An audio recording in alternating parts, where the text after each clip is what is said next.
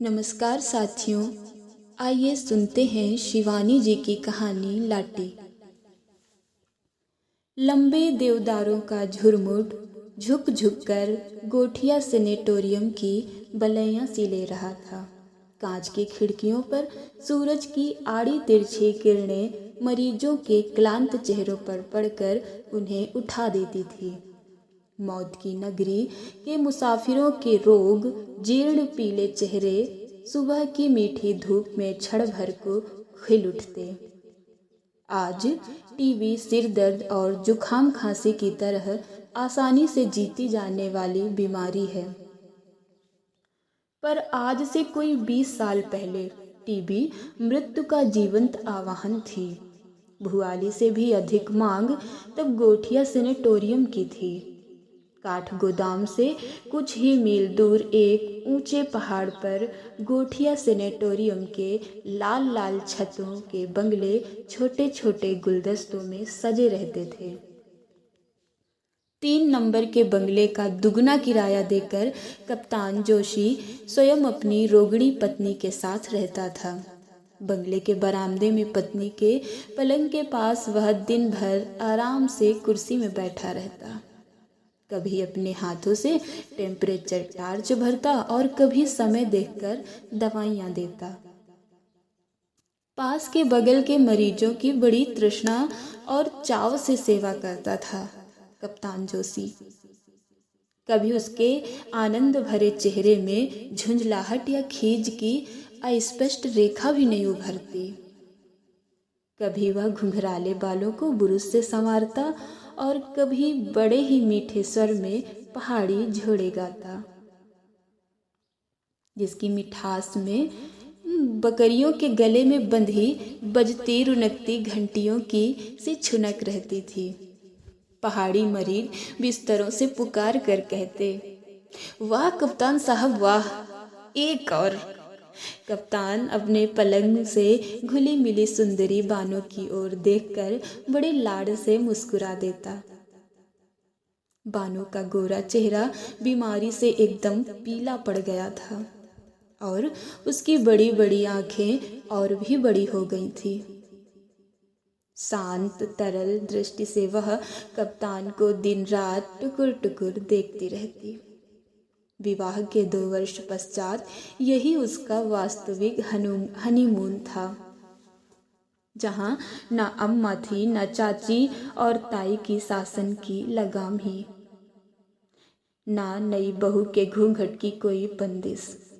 पिंजरे की चिड़िया आजाद कर गई थी, किंतु अब उसके कमजोर डैनों में उड़ने की ताकत नहीं थी। कप्तान उसकी दुर्बल तप्त हथेलियों को अपनी करसती मुट्ठी में बड़े प्यार से सहलाने लगता, तो उसकी सीख सी कलाई की सोने की चूड़ी सर सर कर कोहनी तक सरक जाती। उन दिनों गोठिया का डॉक्टर एक अधेड़ स्विस था। एक दिन उसने कप्तान को अकेले में बुलाकर कहा, कप्तान तुम अभी जवान हो, यह बीमारी जवानी की भूखी है।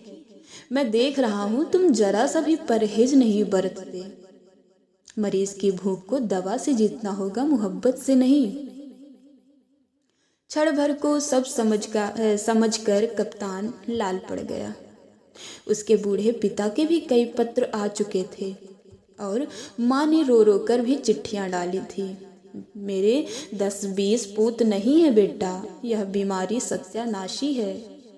पर कप्तान पहले की तरह अलमस्त डोलता, कभी बानो के चिकने केसों को चूमता और कभी उसकी रेशमी पलकों को, कभी पास के प्राइवेट वार्ड की गुमान सिंह मालदार की गोल मटोल पत्नी से मजाक करता। सेनेटोरियम की मनहूस जिंदगी के काले आकाश में रोबदार ठकुरानी ही एकमात्र धुतिमान तारिका थी। भरे भरे हाथ पैर थे, चिकने चेहरे पर सदा मुस्कान बिखेरती। वह पूरे सेनेटोरियम की भाभी थी। उसके स्वास्थ्य के दुर्ग में भी ना जाने बीमारी का घुन किस अरक्षित छिद्र से प्रवेश पा गया था। टीबी लगने की पीड़ा से कराहती वह अपनी कदर्य गालियों का अक्षय भंडार खोल देती। कभी लक्षपति ससुर को लक्ष्य बनाती, है हमारे बुडज्जू आधी कुमाऊं के छत्रपति, पर बहू स्मशान को जा रही है तो उन्हीं की बला से दुम उठाकर जिसे देखा वही बज्जात नर से मादा निकला। ये सब बास क्या पंच के स्टैंडर्ड का सेंस ऑफ ह्यूमर है भाभी। तबीयत बाग बाग कर दी। कप्तान कहता, एक मेरा है खासा मसाला, पी के धुत होगा किसी गोरी मेम को लेकर। 2 महीने से हरामी झांकने भी नहीं आया। दाढ़ी जारेगी, ठठरी उठेगी तो मजाल है मैं सुहाग उतारूं। वह फिर कहती, क्यों भाभी, क्यों कोस रही हो? कप्तान हंसकर कहता। प्रौढ़ा नेपाली भाभी की सदाबहार हंसी से खिलखिलाते आंखें छलक उठती। सब बास कप्तान बेटा, तुझे देखकर मेरी छाती में दूध उतर आता है। कैसी सेवा कर रहा है रे तू। और एक हमारे ही कुतिया के जने मिले तो मूछे उखाड़कर हरामी के मुंह में ठूंस दूं। कप्तान हंसते हंसते दुहरा हो जाता। मूछे उखाड़कर मुंह में ठूसने के बाद कुछ ऐसी जम जाती कि वह भागकर बानों को सुनाता। नेपाली भाभी के पति की असंख्य मोटरें अल्मोड़ा नैनीताल को घेरे रहती थीं। चाय के बगीचों का अंत नहीं था, किंतु उनके वैभव ने पत्नी के प्रति प्रेम और मोह की बेड़ियां काट दी थी। 1 वर्ष से वे एक बार भी उसे देखने नहीं आए थे। एक दिन कप्तान ने देखा नेपाली भाभी की खांसी बहुत ही बढ़ गई है। खांसी का दौरा सा पड़ा है और कप्तान भागकर देखने गया तो देखा कि रक्त के कुंड के बीच नेपाली भाभी की विराट गेहुआ देह निष्प्राण पड़ी थी। पति की मूंछों को उसके मुंह में ठूसने के स्वप्न अधूरा ही छोड़कर भाभी चली गई थी। कुछ दिन तक कप्तान उदास हो गया। बानों की बड़ी बड़ी आंखों में भी उदासी के डोरे पड़ गए। जब ऐसी हंसती खेलती लाल लाल भाभी को मौत खींच ले गई तो हड्डियों का ढांचा मात्र बानो तो हवा में उड़ती हुई रुई का फाया थी। भाभी की मौत आकर जैसे उन दोनों के कान में कह गई थी कि जिंदगी कुछ ही पलों की है। उन अमूल्य पलों के अमृत स्वरूपी रस की अंतिम बूंद भी उन दोनों को छोड़ना मंजूर नहीं था। नित्य निकट आती मौत ने बानों को चिड़चिड़ा बना दिया था, पर जैसे इकलौते जिद्दी दुर्बल बालक की हर जिद को स्नेहमयी माता हंसकर झेल लेती है, वैसे ही कप्तान हठीली बानों की हर जिद पूरी करता। कभी वह खिली चांदनी में बाहर जाने को मचलती तो कभी अपने खाकी ओवरकोट में उसे लपेटकर अपनी देह से सटाए लंबे चीड़ की छाया में बैठा रहता। बानों से विवाह के ठीक 3रे दिन ही उसे बसरा जाना पड़ा था। उन दिनों में खाकी वर्दी में कसे 6 फुटी शरीर और भूरी भूरी मूछों को देखकर बानो उससे जितना ही कटी कटी फिरती, वह उसे पाने को उतना ही उन्मत्त हो उठता। उसे देखते ही वह अपनी मेंधी लगी नाजुक हथेलियों से लाज से गुलाबी चेहरा ढांक लेती। दूसरे दिन बड़ी कठिनता से कप्तान उसके मुंह से धीमी फुसफुसाहट में उसका नाम कहलवा पाया था। बहुत धीमे स्वर में ही प्रणय निवेदन की भूमिका बांधनी पड़ी थी, क्योंकि पास के कमरे में ही उसके ताऊ जी लेटते थे। क्या नाम है तुम्हारा? उसकी तीखी ठुड्डी उठाकर कप्तान ने पूछा था। बानो। उसके पहले होंठ हिलकर रह गए।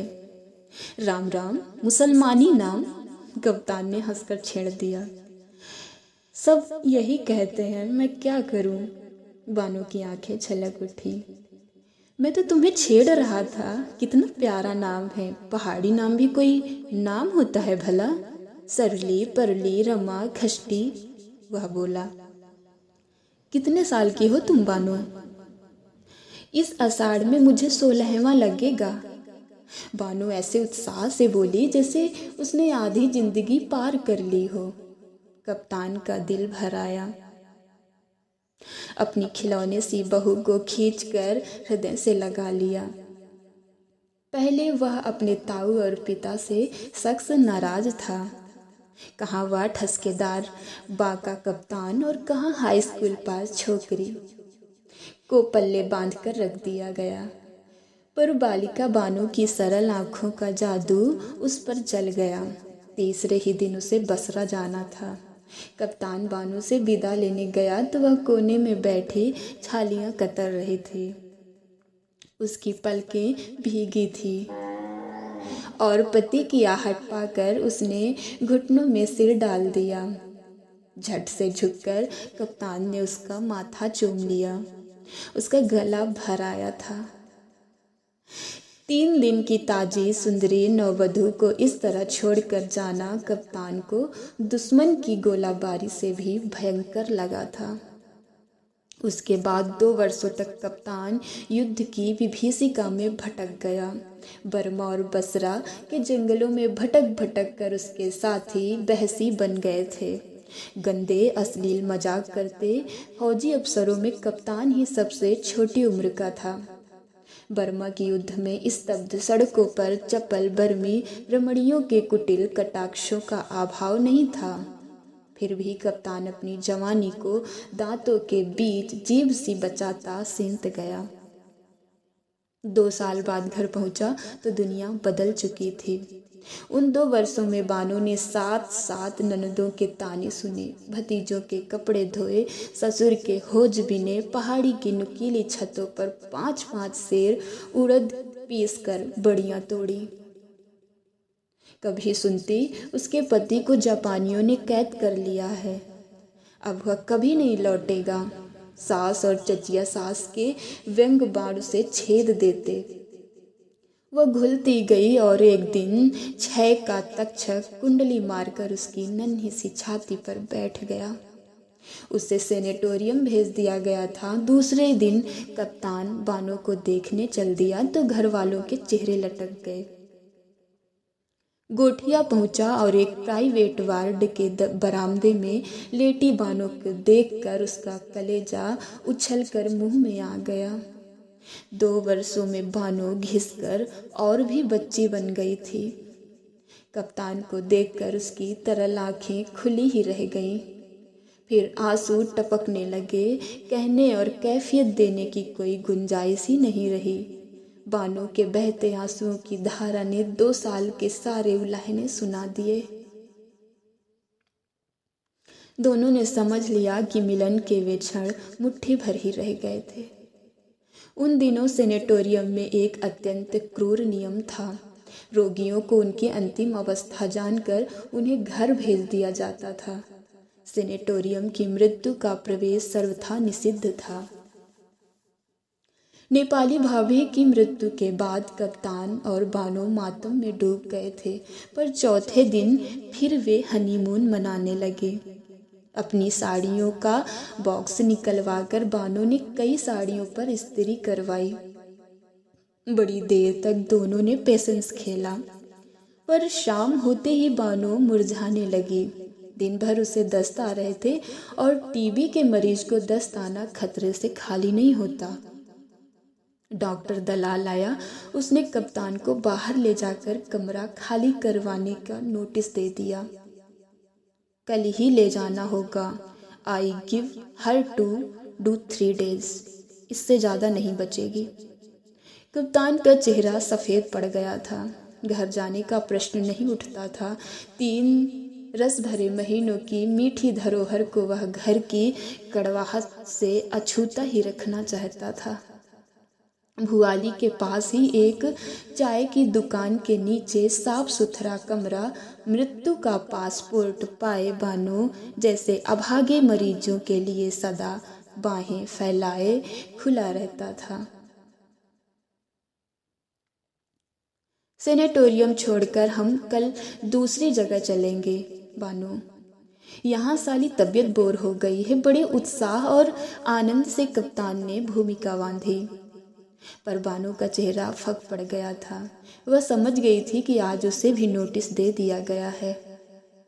बड़ी रात तक कप्तान उसके गालों के पास अपना चेहरा ले जाकर गुनगुनाता रहा, बानो मेरी बन्नी, मेरी बन्नू। और फिर जब बानो को नींद आ गई तो वह भी अपने पलंग पर जाकर सो गया। सुबह उठा तो बानो पलंग पर नहीं थी। सोचा घिसटती बाथरूम तक चली गई होगी। जोश आने पर वह काफ़ी दूर तक चल लेती थी। बड़ी देर तक नहीं लौटी तो वह घबरा कर उठा। बानो कहीं नहीं थी। भागकर वह मरीजों के पास गया। डॉक्टर आया, नर्सें आई, चौकीदार आया, पर बानो कहीं नहीं थी। सेनेटोरियम में आज पहली बार ऐसी अनहोनी घटना घटी थी। दूसरे दिन बड़ी दूर रथी घाट पर बानो की साड़ी मिली। मृत्यु के आने से पूर्व ही वह अभागी स्वयं ही भागकर मृत्यु से मिलने चली गई थी। इसमें कोई संदेह नहीं कि बानो ने डूबकर आत्महत्या कर ली थी। शोक से पागल होकर कप्तान उसकी साड़ी को छाती से चिपटाए फिरता रहता। किंतु मर्द की जवानी जाड़े की भयंकर रात के समान होती है, जो काटे नहीं कटती। एक ही साल में उसका फिर विवाह हुआ। अब के ताऊ और पिता ने खूब ठोक पीट कर बहू छांटी। ऊंची, अगली, गोरी और एमए पास। कप्तान की नई पत्नी के पिता थे मेजर जनरल। 40 तमगे लगाकर उन्होंने कन्यादान दिया तो कप्तान बेचारा सहम कर रह गया। प्रभा इकलौती लड़की थी, फिर दुजू की बीवी थी, जो बादशाह की घोड़ी से कम नहीं होती। उसके 100 नखरे उठाता कप्तान हंसना, खिलखिलाना और मौज मस्तियां सब भूल गया। 4 साल में कप्तान को 2 बेटे और 1 बेटी देकर प्रभा ने धन संचय की ओर ध्यान दिया। 16 सालों में कप्तान के बैंक बैलेंस में रुपयों और नोटों की मोटी तह जमा कर दोनों नैनीताल घूमने आए। कप्तान की थोड़ी सी तोंद निकल आई थी। चेहरा अभी भी मस्ताना था, पर मूंछों में अब वह ऐंठ नहीं रह गई थी। कनपटी के आसपास बाल सफ़ेद हो गए थे। 2 जवान लड़कों को कमीशन मिल गया था और बेटी मिरांडा हाउस में पढ़ रही थी। नैनीताल आकर कप्तान के दिल में एक टीस सी उठी। काठ गोदाम से चलकर गोठिया दिखा और वह गुमसुम सा हो गया। नैनीताल के ग्रांड होटल में दोनों टिके। प्रभा बोली, चलो डार्लिंग, पहाड़ का इंटीरियर घूमा जाए। भुआली चले।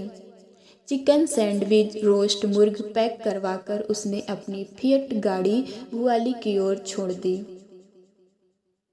बगल में दामी चंदेरी साड़ी और बिना बाहों के ब्लाउज से अपने मासल शरीर की गोरी दमक बिखेरती प्रभा बैठी।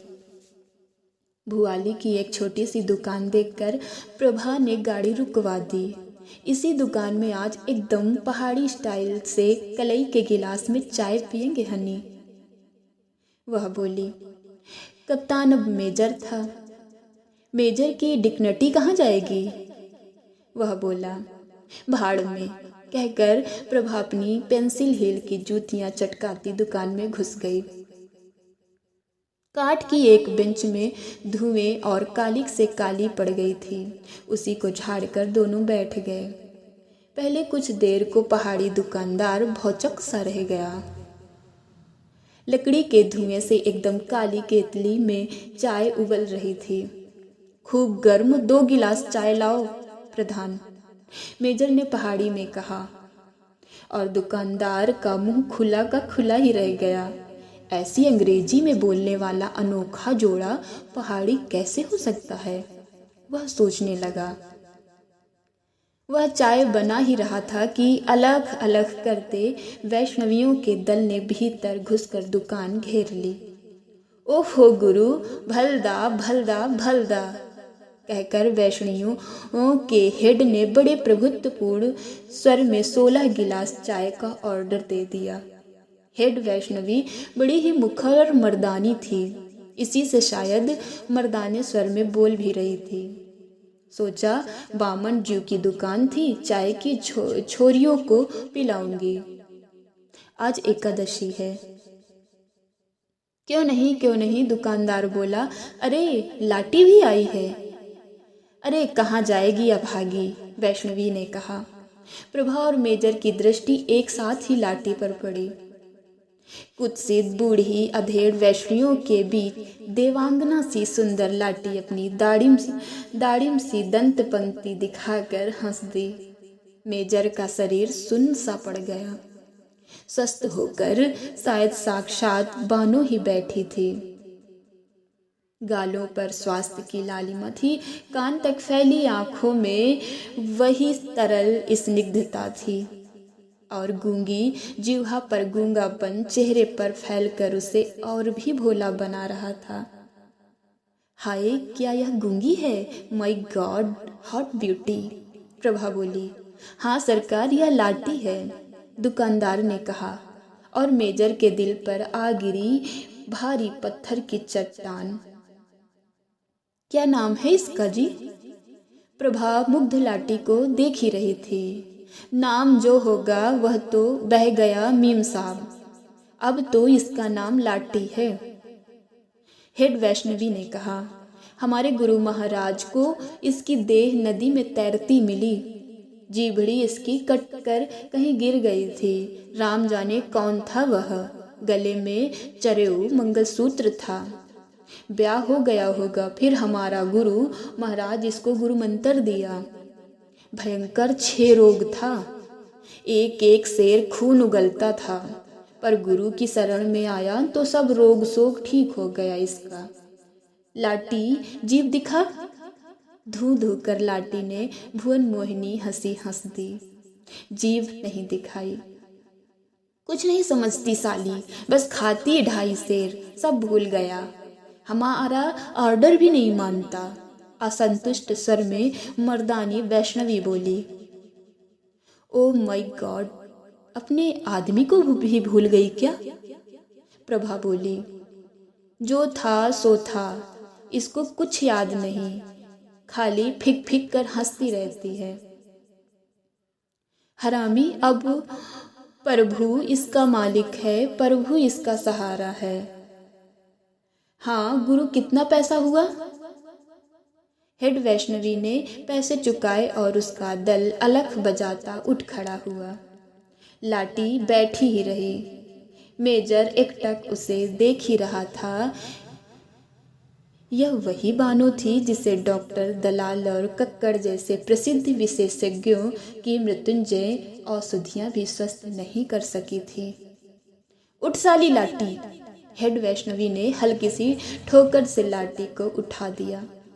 एक बार फिर वह अपनी मधुर हंसी से मेजर का हृदय बींध कर लाटी उठी और दल के पीछे पीछे चल दी।